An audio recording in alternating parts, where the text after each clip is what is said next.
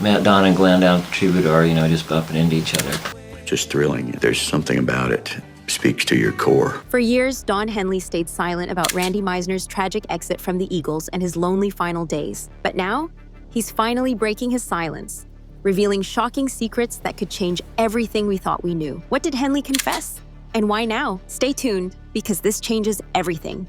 Randy Meisner's story didn't start on grand stages or in glamorous recording studios.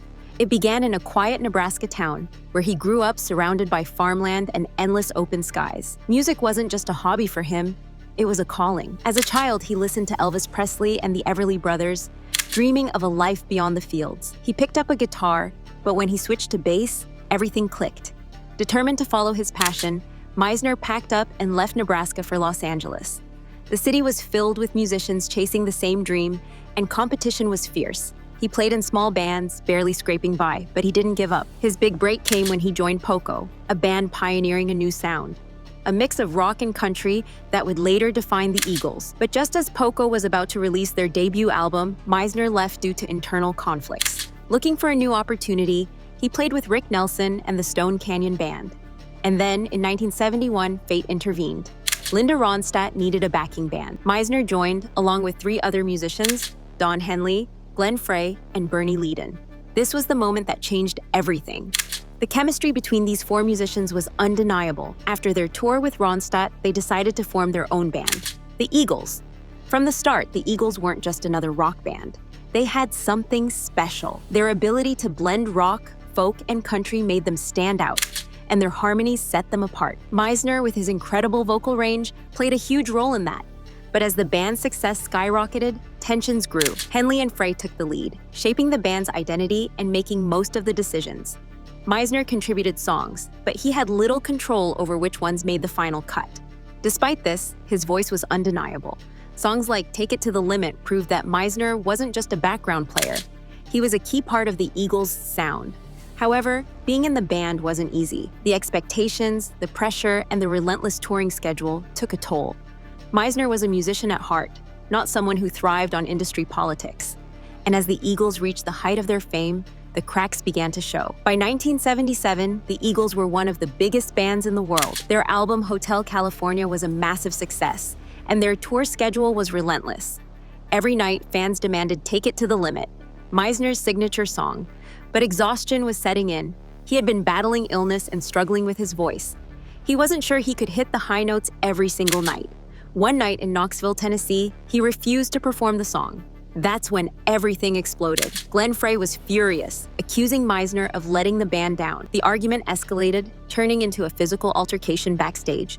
For Meisner, this was the breaking point. He later admitted, "I was being forced to do things I didn't want to do. I couldn't enjoy the music anymore." Shortly after, he left the Eagles. Officially, it was said he wanted to spend more time with his family, but many believed he had no choice, that he was pushed out, no longer fitting into the vision Henley and Frey had for the band. Did he truly want to leave, or did he feel like he had no other option? After leaving the Eagles, Meisner tried to carve out his own path. He released a solo album in 1978, hoping to step into the spotlight on his own terms. But it wasn't the same. The album had solid tracks, but it didn't reach the heights of his Eagles days. Fans still saw him as a part of the band, not as an individual artist. Meanwhile, his former bandmates were thriving. Don Henley and Glenn Frey launched successful solo careers. The Eagles' legacy continued to grow, but Meisner faded into the background, struggling to find his place in the music industry. When the Eagles reunited in the 90s for the Hell Freezes Over tour, Meisner was nowhere to be seen. He later claimed he was never officially invited. Others suggested he turned it down due to health concerns. Either way, he was left out of this new chapter in the band's history. And as time passed, it seemed like the industry had moved on without him. When Randy Meisner passed away in 2023, the rock world reacted with a wave of tributes. Fellow musicians, fans, and industry insiders paid their respects to the quiet genius who had once been at the heart of one of the biggest bands in history. But one person's silence stood out: Don Henley.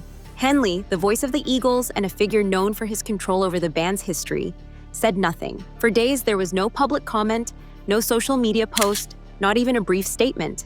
Fans noticed. Many wondered why Henley, who had spent years on stage with Meisner, wasn't speaking out. Was it grief? Or was it something deeper? Finally, after days of speculation, Don Henley broke his silence. In an official statement, he called Randy Meisner an integral part of the Eagles, acknowledging his contributions to the band's early sound. He praised his ability to harmonize, his emotional vocal delivery, and, most notably, his unforgettable performance on Take It to the Limit. Henley's words were respectful, but they were carefully chosen. What he didn't mention was just as important as what he did. There was no mention of the conflicts, no reference to the tensions that had driven Meisner away, and no acknowledgement of the way he was excluded from later reunions. For years, fans had debated what really happened behind the scenes. Was Meisner pushed out? Did Henley and Frey see him as expendable? And now, in his passing, was Meisner finally getting the recognition he deserved? Then, in an exclusive interview with Rolling Stone, Don Henley revealed something that no one expected. He shared a private conversation he had once had with Meisner. "I remember one night after a show, Randy walked into the room, sat down, and told me he wished he had never joined the Eagles," Henley revealed. For years, fans had believed that Meisner had been forced out of the band, that deep down, he had always wanted to stay. But Henley's words painted a very different picture. Randy hated everything that came with fame. One time, he told me that if he could turn back time, he would rather be a carpenter in Nebraska than a rock star. This revelation shocked fans. Was Meisner truly unhappy in the Eagles? Had he been suffering in silence all along? And if so, why had he stayed in the band for as long as he did? Henley's statement suggested that Meisner had never wanted the spotlight, that he had never craved fame in the same way that Henley and Frey did. But was this the full truth? Some fans weren't convinced. Many pointed out that Meisner had tried to have a solo career after leaving the Eagles. If he had truly wanted to leave the rock world behind, why had he continued making music? Others believe that Henley's words were a way to rewrite history, a subtle attempt to justify why Meisner had been sidelined from the Eagles for so many years.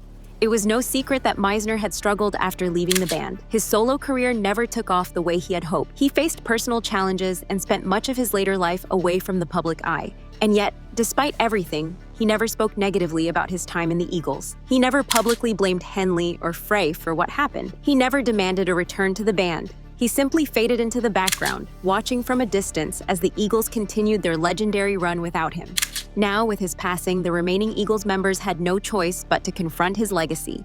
Joe Walsh, who had joined the band after Meisner, expressed his sorrow, calling Meisner an underrated talent. Timothy B. Schmidt, the very person who had replaced Meisner in the Eagles, gave an emotional tribute, saying that, "Without Randy, there would be no Eagles as we know them." Even former critics of Meisner took a moment to acknowledge his role in shaping the band's sound.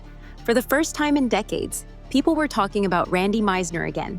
His legacy, which had long been overshadowed, was finally being recognized. But was it too late? For years, Meisner had lived in near isolation.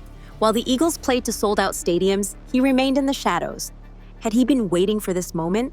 For the world to remember him? Or had he already made peace with the fact that history had left him behind? One thing was certain.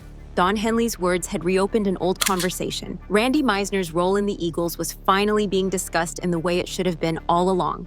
And perhaps, in the end, that's the greatest tribute he could receive.